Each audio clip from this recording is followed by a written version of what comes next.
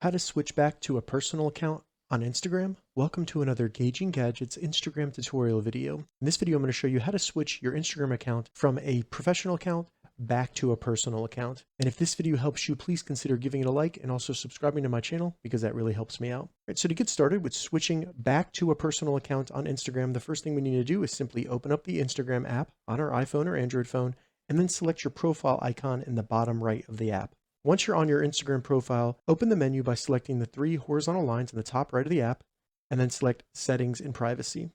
Once we're in Settings and Privacy, if you currently have a professional account, you should see For Professionals and then Creator Tools and Controls. Select that. Once in the Creator Tools and Controls, scroll to the bottom and select Switch Account Type. As you can see here, we have two options. Simply select Switch to Personal Account at the top, and then as you can see, this will allow us to switch our account back to a personal account. All we need to do is confirm by selecting Switch to Personal Account, and then we will have changed our Instagram account from a professional or business account back to a personal account. All right, so that's how you switch back to a personal account on Instagram. If you have any questions about this, leave a comment below. I'll get back to you as soon as I can.